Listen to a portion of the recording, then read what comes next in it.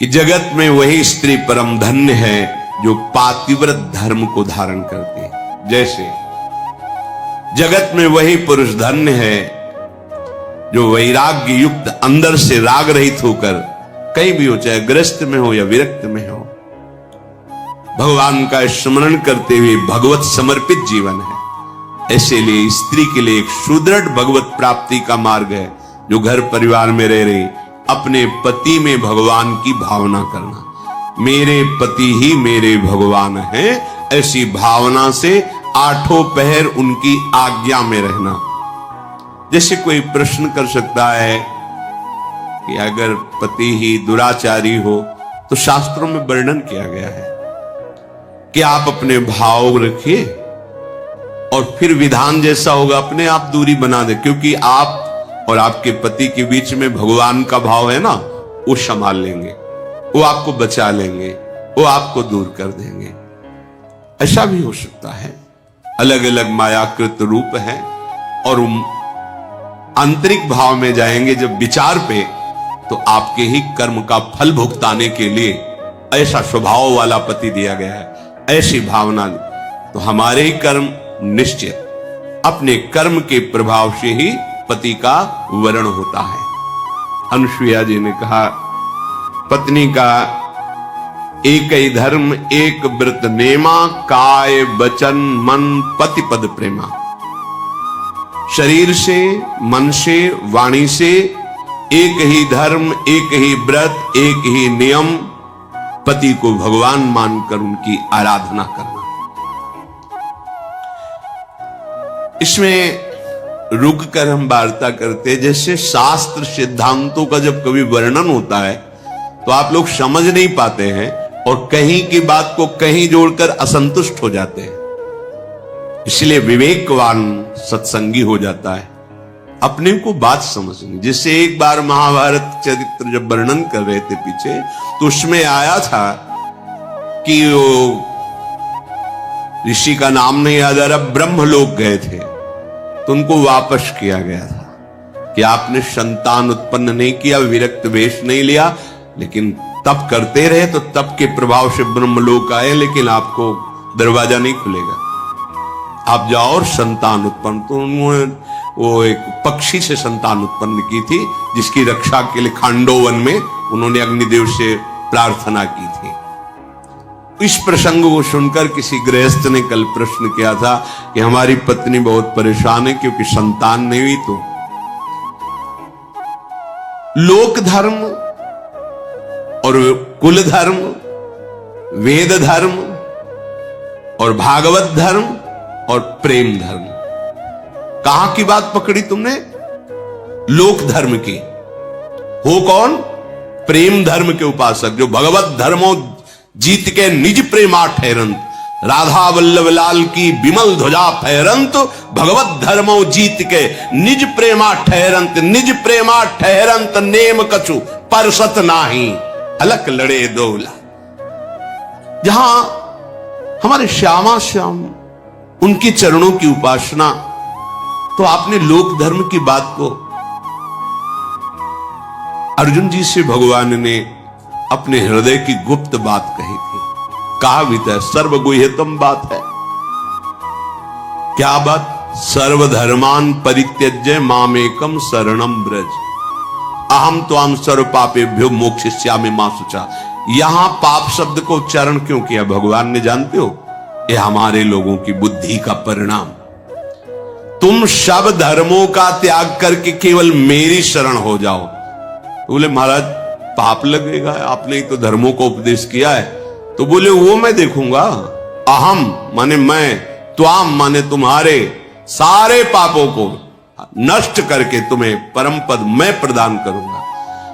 भागवत में एकादश स्कंद में लिखा है, जो भगवान श्री कृष्ण की भक्ति से युक्त हैं उनको देव ऋण, मातृ ऋण, पितृ ऋण, कोई भी उनके ऊपर ऋण नहीं रहता, वो ऋणों से मुक्त हो जाए। ये बात नहीं सुनने को मिले।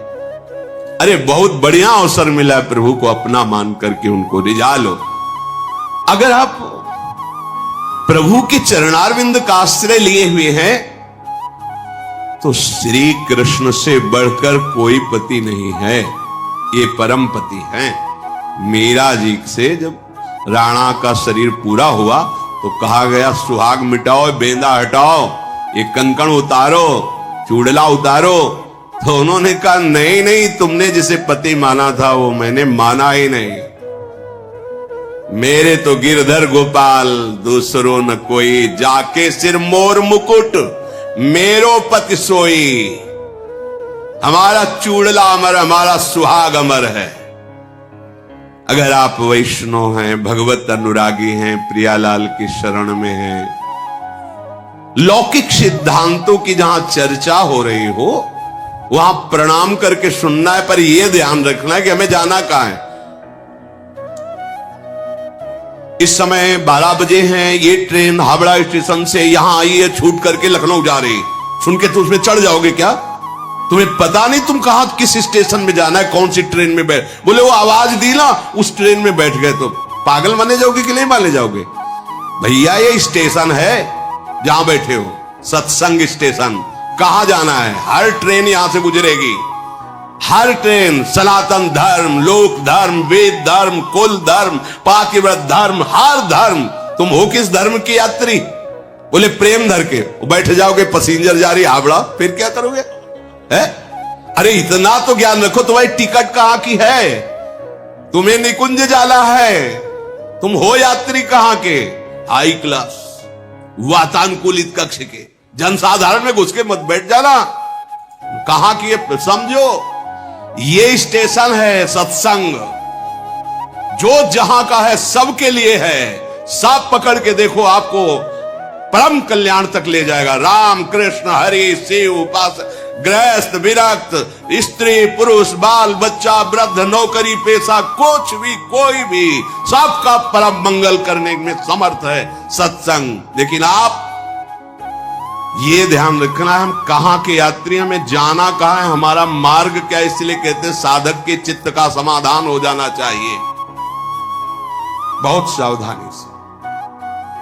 जहां लोक धर्म की, वेद धर्म की, कुल धर्म की, अन्य धर्मों की चर्चा है, महामहिम है, सुन रहे हैं, लेकिन अब वो स्टेशन में बैठे नहीं सुनाई देता। वहां की ट्रेन आ गई है, उस प्लेटफार्म में खड़ी है, यात्री कृपया ध्यान दें, पहुंच जाएं। तो उस ट्रेन में बैठने वाला जाए, सब थोड़ी बैठ जाए। वो तो हमारी ट्रेन नहीं है, आराम से बैठे चाय पी रहा है, और तुम जाकर उसमें बैठ रहे हो और भी परेशान हो रहे हो कि हमें तो जाना मथुरा से वृंदावन दर्शन के लिए, और ये कहां पहुंच गए। तो तुम होश खो चुके हो, होश में रहो। सत्संग जो है ये बहुत बड़ा स्टेशन है, हर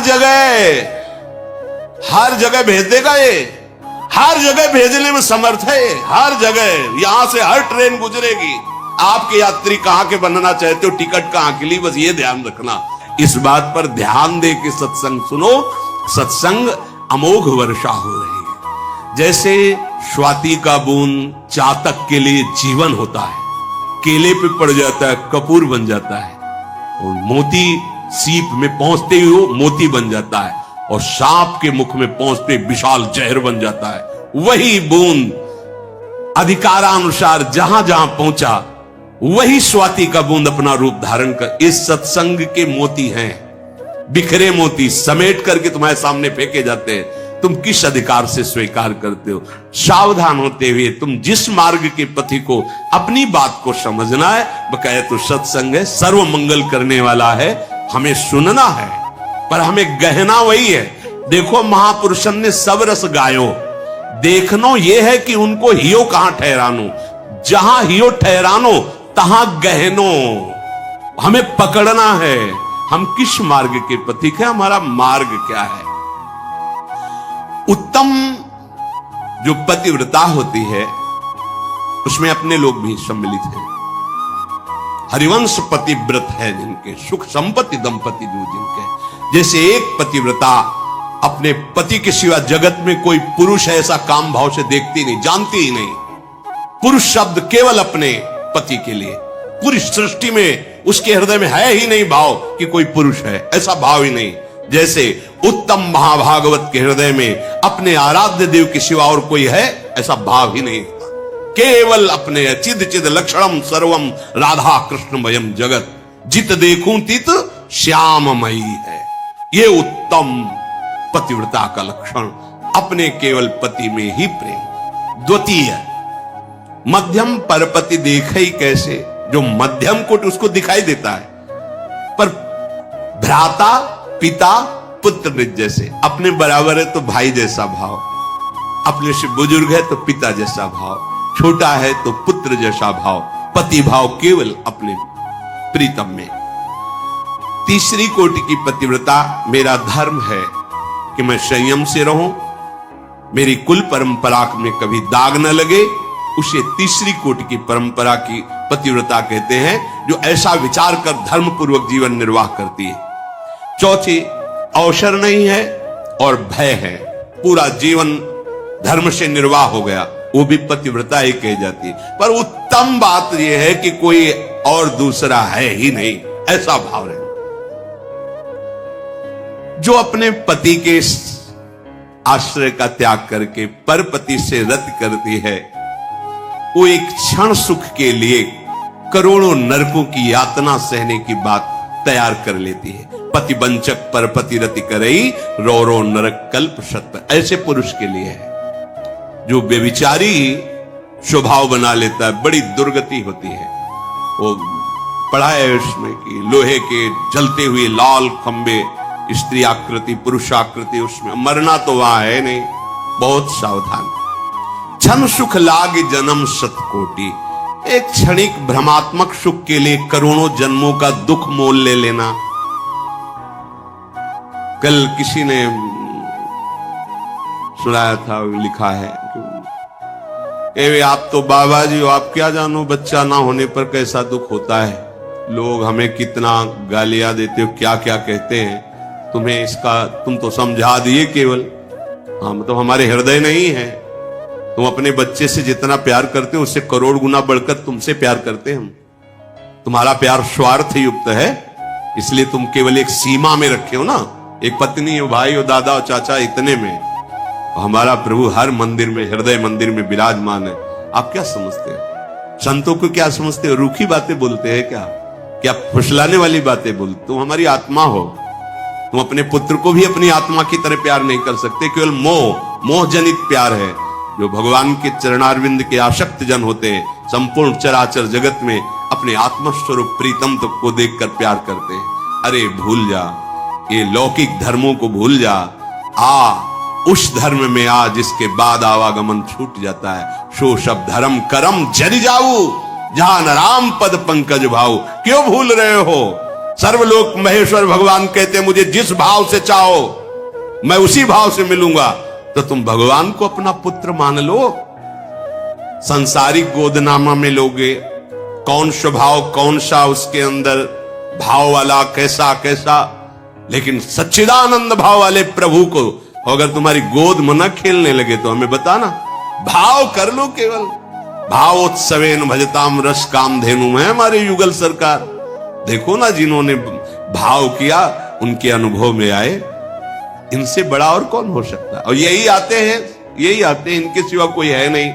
आपने पार्थिव भाव रख लिया तो पार्थिव रूप में आ जाते हैं, चिदानंद भाव कर लो तो चिदानंद रूप में आ जाएंगे। कोई शोक की गुंजाइश नहीं है। मनुष्य शरीर भगवत प्राप्ति के लिए मिला है। यदि संतान नहीं है, परिवार की कुल वृद्धि वाला नहीं, तो हमारा कुल कभी नष्ट नहीं होने वाला। तुम्हें हम पीढ़ी दिखाते हैं। हरि नाभि कमल से ब्रह्मा, ब्रह्मा से प्रजापति, ब्रह्मा से ये पूरी सृष्टि हमारा परिवार है। काहे को एक 4 हाथ की दीवार में परिवार को सीमित कर रहे हो? हमारा परिवार कभी नष्ट नहीं हो सकता। ये सब परिवार ही तो है। तुमने एक सीमा बांध ली एक छोटे से घर में, एक 4 लोगों के बीच में, कि ये मेरा परिवार है। नहीं, चराचर जगत का स्वामी तुम्हारा मालिक है, तुम्हारा पितामह है। उससे सारी सृष्टि पैदा हुई है। तो हुए नाम सब कमल में ही ब्रह्मा जी, और ब्रह्मा जी के द्वारा ही सारी सृष्टि। तो हम एक ही बाप की तो संतान है। ऊपर पहुंचो, ब्रह्मा जी को कहा गया पितामह, बाप के बाप के बाप के बाप है सबसे बड़े, और उन्हीं के हम सब बच्चे हैं। तो हम हुए कौन? उन्हीं के तो हुए ना। तो ये सब कौन हुआ? हमारा परिवार ही हुआ। तन कितनी छोटी बुद्धि है। हमारे गर्भ से हो तो हमारा कल्याण होगा। भगवान हमारे हैं, दूसरा कोई न था, न है, न रहेगा। और राधा राधा राधा परम पद मिलेगा। बिल्कुल चिंता मत करो, ये भय अंदर मत रखो। लोक धर्म है तो उसे भी भगवत समर्पित कर दो, अगर नहीं है तो गर्ज रहा है भागवत धर्म, प्रेम धर्म, चिंता क्यों करते हो? चिंतन करो प्रभु का, भी परमानंद की अनुभूति हो जाएगी। कैसे तुम्हें अगर सबसे बड़े जनों का उदाहरण न दे तो फिर आपकी समझ में नहीं आएगा। हम सब उन्हीं महापुरुषों के द्वारा पोषित हैं जिस मार्ग में आचार्य जन चले। विष्णु प्रिया जी के माता सची के पुत्र हुए, एक तो सन्यासी बन के अंतर ध्यान हो गए पहले ही, फिर महाप्रभु भी सन्यास ले लिए। कहां है और सब नहीं है कुल परंपरा, लाखों करोड़ों असंख्यों उन्हीं के तो पुत्र हैं। हरे कृष्ण कृष्ण कृष्ण, यह है परंपरा। किनकी संतान है आप पूछो महापुरुषों, कहेंगे हम नित्यानंद वंशी हैं, हम अमुक वंश, उन्हीं के तो हम सब हैं। एक छोटी सी सीमा में हम अपने कुल को मान लेते हैं।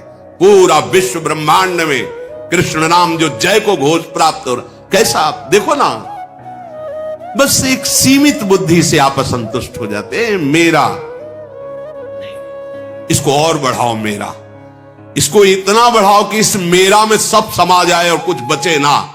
सच्ची बात कह रहे हैं, काम बन जाएगा। ये छोटी छोटी बातों, अगर संतान मात्र होने से परम पद मिल जाता तो आप सबके माथे पे मुकुट रख के सिंहासन में बैठ के परम पद में पहुंच जाते। बिना हरि भजन के कल्याण शब्द नहीं है, मंगल नहीं है। बोले वंश परंपरा, फिर भूल मत करो, हम एक ही वंश के हैं, बंसी वाले के वंश के हैं, उसी का सारा वंश है। बेकार ये बीच में हम लोग क्या कहते हैं, हम हरिवंश हैं, हरि के वंश, और नहीं है, हम सब हरि के वंश के। किसने प्रकट किया? हमारे बाप का बाप कौन है? आप हैं। ये भूल छोटी छोटी बातों में मत करो, आगे बढ़ो। अगर सत्संग नहीं मिला है तो भले कुढ़ते रहो ये बातें लेके। वो क्या कहते, ड्राफ्ट लेना, ड्राफ्ट क्या कहते, गोदनामा, गोदेनामा तो धुंधुकारी का लिया था, धुंधुली ने, पढ़ के देख लो। जब हमारे भाग्य में नहीं तो हम गोद में लेके क्या करेंगे? अगर उनको देना था तो यहां से पैदा करते, नहीं दिया है तो उन्हीं को बनाएंगे। तुम ही आओ, दूसरा नहीं, आओ हमारे नेत्र गोचर बनो, और हम जिस भाव से चाहेंगे आपको उस भाव से खेलना होगा हमारे संग। आप ही निहाल हो जाओगे, निहाल हो जाओगे। और वो पार्थिव बुद्धि समझ में नहीं आता, अब कैसे समझाएं? लाडले हरि के सिवा कोई है ही नहीं, इन्हीं को बना लो, इन्हीं को दूल्हा बना लो, इन्हीं को मित्र बना लो, इन्हीं को स्वामी बना लो, इन्हीं को पुत्र बना लो, इनको गुरु बना लो, इनको शिष्य बना लो, सब में राजी। संदीपनी जी ऊपर बैठे हो महाराज, जगत गुरु नीचे बैठे हुए, जिनकी श्वासों से वेदों का प्रादुर्भाव हुआ, वो हाथ जोड़े सुन रहे, शिष्य बने हुए, ये सब कुछ बनने के लिए तैयार है। श्री अनुसुईया जी ने सियाजू को पातिव्रत धर्म का उपदेश देकर कहा कि ये तो मैंने संसार के हित के लिए कहा है। सुन सीता तव नाम, सुमिरी नारी पतिव्रत करही, तो ही प्राण प्रिय राम, कहूं कथा संसार हित। हे सीता, तुम्हारा नाम स्मरण करके स्त्रियां पातिव्रत धर्म में स्थित हो जाएंगी, पातिव्रत धर्म का पालन करेंगी। तुम्हें तो श्री राम प्राणों से भी अधिक प्रिय है। ये पातिव्रत धर्म की शिक्षा तो मैंने संसार के लिए दी, अनुसुईया जी ने कहा। जानकी जी ने सुनकर परम सुख पाया, आदर पूर्वक अनुसुईया जी के चरणों में सिर नवाया। तब कृपा की खान भगवान श्री राम जी ने अत्रि मुनि से कहा, अब आज्ञा हो तो मैं आगे वन को जाऊं। प्रभु मुझ पर निरंतर कृपा रखना, अपना सेवक जानना, और कभी कभी स्मरण कर लेना। भगवान श्री राम जी कह रहे, अपना सेवक जान के स्मरण कर लेना। ये सुन करके अत्रि जी प्रेम विकल हो गए।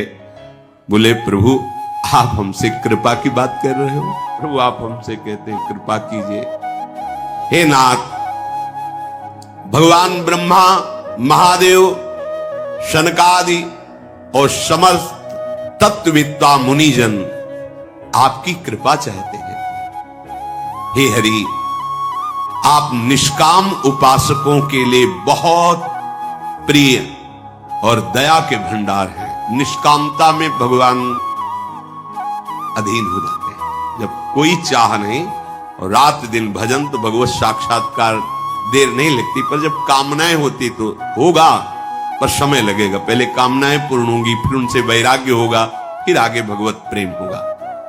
अब मैंने जाना कि लक्ष्मी जी ने सबको त्याग कर आपके ही चरणों का क्यों आश्रय लिया। ओहो, आपके समान कोई नहीं है, फिर आपसे बड़ा कौन हो सकता है। और आपके ऐसे दैन्य वचन प्रभु, मैं किस प्रकार से कहूं कि मेरे कौन से सौभाग्य उदय